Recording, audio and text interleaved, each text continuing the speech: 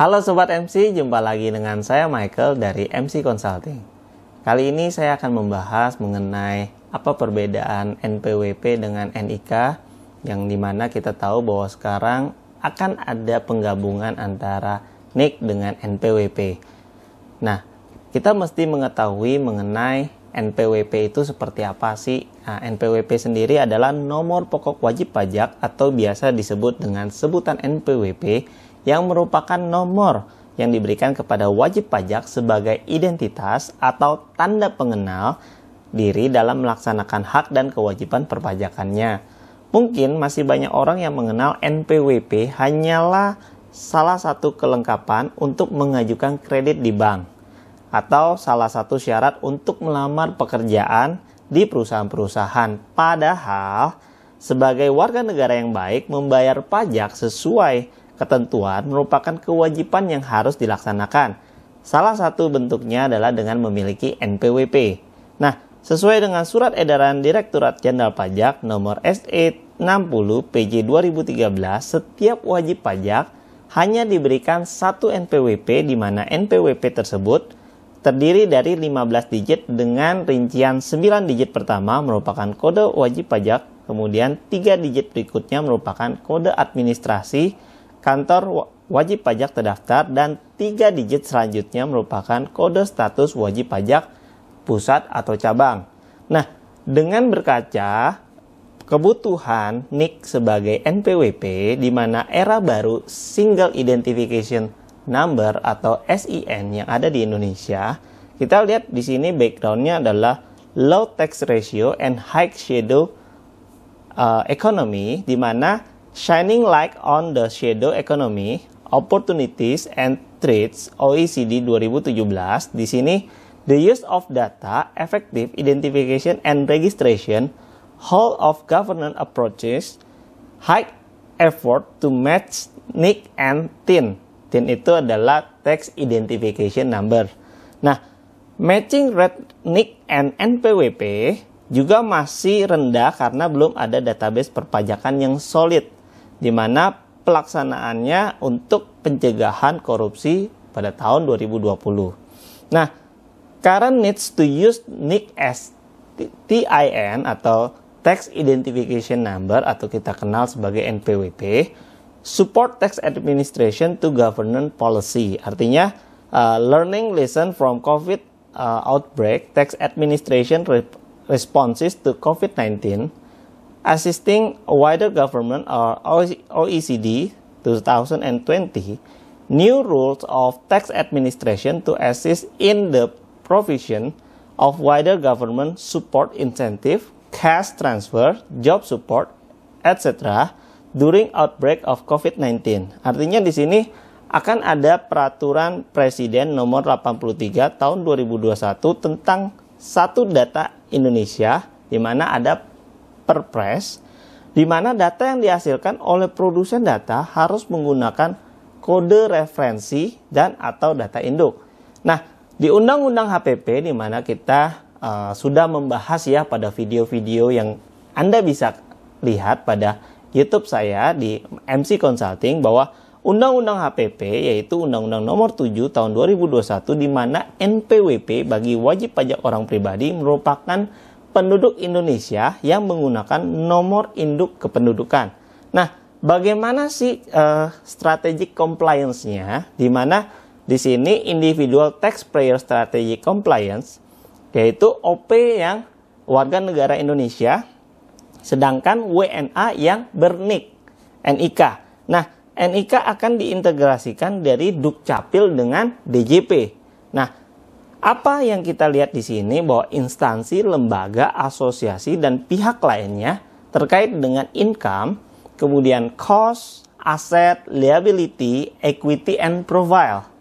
Nah, kita lihat di sini NIK sebagai nomor identitas penduduk yang bersifat unik, artinya khas dan tunggal, dan diberikan melalui proses validasi biometrik.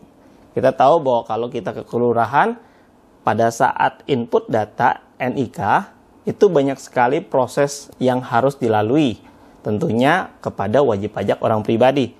Dan NIK sebagai SIN mengintegrasikan data finansial dan non-finansial wajib pajak orang pribadi yang saat ini dikelola oleh instansi, lembaga, asosiasi, dan pihak lain atau ILAP. Dan pengintegrasian NIK sebagai identitas perpajakan juga mendukung perencanaan, pelaksanaan, evaluasi, dan pengendalian dari program dan kebijakan fiskal pemerintah dengan tetap memperhatikan jaminan keamanan. Nah, artinya kita lihat bahwa di sini bagaimana konsep perubahan NPWP dari yang namanya NIK menjadi NPWP. Nah, kita kan perlu tahu ya, bagaimana nih aplikasinya, sedangkan tadi NPWP sendiri terdiri berapa digit dan NIK sendiri ada berapa digit. Nah, kita lihat di sini konsep perubahan NPWP-nya seperti apa ya. Jadi di sini ada beberapa wajib pajak, yaitu ada OPWNI, OPWNA, badan, dan instansi pemerintah. Ingat, yang memiliki NPWP tidak hanya OP ya. Ada WPWNI, WNA, badan, dan instansi pemerintah. Nah, kita tahu bahwa peraturan nama WP lama terdiri dari 15 digit untuk NPWP nih. Nah, contoh NPWP OPWNI itu terdiri dari 15 digit ya. Kita contoh 1, 2, 3, 4, 5, 6, 7, 8, 9, titik 001. Nah, titik 000. Sedangkan kalau NPWP WNA 21543 876 strip 9 titik 001 000. Sedangkan NPWP badan 34 534 786 9 001 000. Sedangkan NPWP untuk instansi pemerintah ini contoh ya, 45.678.879 strip 9.001.000. Nah, untuk WP lama, kita akan lihat di sini ada yang namanya 16 digit, yaitu NIK ya. Nah, contoh dengan menggunakan NIK yang tervalidasi ke Dukcapil, contoh 3171 0101 0299 001. Nah, dengan di sini kalau kita lihat NPWP badan, NPWP-nya 0215 4387 6900 1000. Artinya menambahkan kosong di depan NPWP existing. Ya.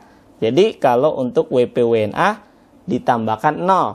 Sedangkan untuk NPWP badan, kita lihat di sini 0345 3478 6900 1000. Artinya ada penambahan 0 di depan NPWP existing.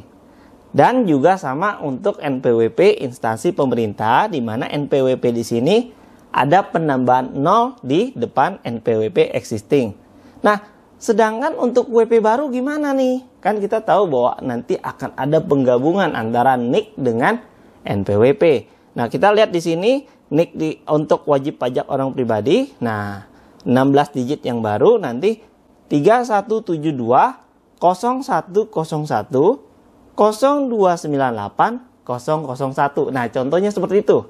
Kemudian untuk WNA ya, NPWP-nya ini contoh 1012 3456 7890 1234. Artinya ada 16 digit.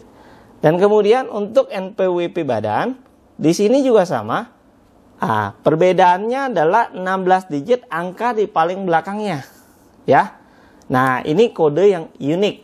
Ya, tadi kalau untuk asing belakangnya adalah 4. Untuk OP belakangnya adalah 1.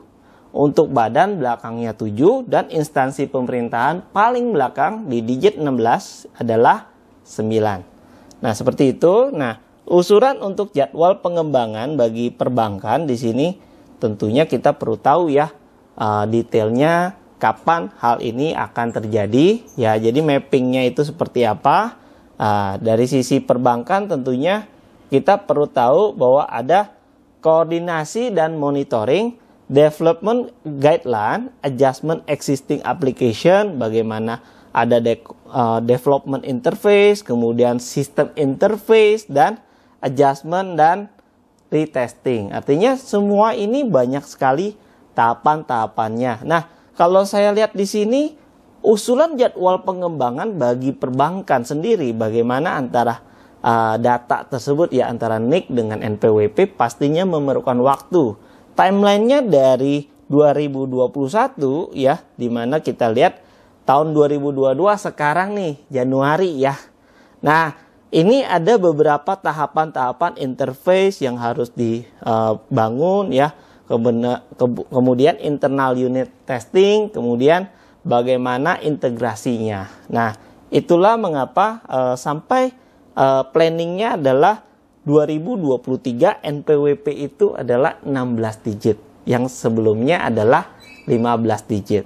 Nah, kita yang paling penting adalah pertanyaannya siapa yang harus memiliki NPWP tentunya. Nah, undang-undang kita tahu bahwa undang-undang KUP mengatur yang sebelumnya adalah Undang-Undang Nomor 28 Tahun 2007 terkait dengan perubahan ketiga atas Undang-Undang Nomor 6 Tahun 1983 tentang KUP.